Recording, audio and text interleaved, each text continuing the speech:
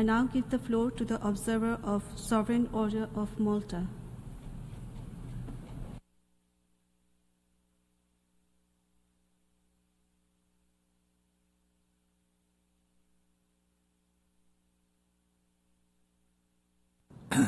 Thank you, Madam President. Excellencies, distinguished colleagues, over the past 1,460 days, the Ukrainian people have borne an overwhelming weight of a conflict that continues to exact an ineffable and intolerable human cost. The civilian population continues to endure immense suffering, marked by loss of life, limb displacement, particularly the forced displacement of children, psychological trauma, and the sustained erosion of the most basic conditions necessary for a dignified human existence. The Sovereign Order of Malta reiterates its long-standing conviction as a humanitarian center of action that this conflict must come to an end. A just and lasting peace is not achievable through conversation alone, however. It requires action, action which is vital to ensure that Ukrainian mothers, fathers and children, along with all who are afflicted by the conflict, can strive for a future of hope and dignity. Only through a commitment to peace can the foundations of a lasting stability be ensured, along with an outcome based on just compromise for all acceptable parties. The figures and the data that are reported are dramatic. Nearly 250,000 buildings destroyed or damaged during the conflict, and over 2.5 million housing units, approximately 10% of the national housing stock, have been reduced inaccessible as a result of the conflict. Farmland has likewise been severely affected, undermining food security, livelihood, and the long-term resilience of communities not only in Ukraine, but in parts of the world that rely on the import of grain. This deleterious situation has forced entire communities into prolonged survival mode. The consequences are particularly severe for those least able to cope.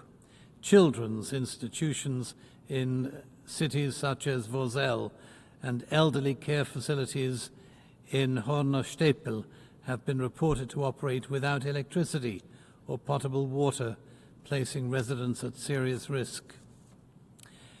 The Sovereign Order of Malta addresses this assembly today not only as an observer, but also as a humanitarian actor present on the ground in Ukraine.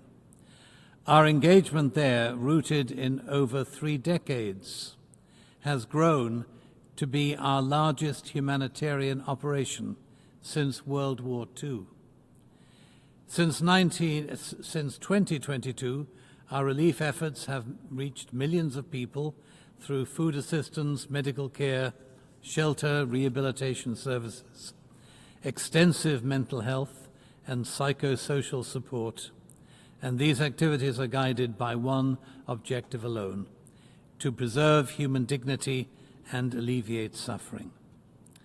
Madam President, as the conflict continues, humanitarian action is becoming increasingly difficult. Needs are arising, access is constrained, operational capacities are under strain, and humanitarian and development funding is facing growing uncertainty at the global level. This reality further underscores the urgent need to cease hostilities and to move decisively towards a steady, well-programmed and swift reconstruction process, one in which recovery, resilience and lasting peace will remain. We applaud the peace-oriented dialogues initiated by the government of the United States, and we encourage more countries and participants to strive towards peace. The longer this situation persists, the greater the risk that essential assistance will fall short of needs on the ground. It's a reality that calls for renewed attention, sustained solidarity, and a shared sense of responsibility. Indeed, as the theme of this year's General Assembly reminds us, we are better when we work together. Words, however, will not by themselves alleviate suffering. In closing, we're reminded, Madam President, of the parable of the Good Samaritan. Compassion is not expressed through words, but through action, through the decision to stop, to see, notice, and be empathic towards the sufferings of the other, and to take responsibility for care. The neighbor is not defined by proximity or affiliation, but by need. This message is as relevant today as it ever was. Thank you, Madam President.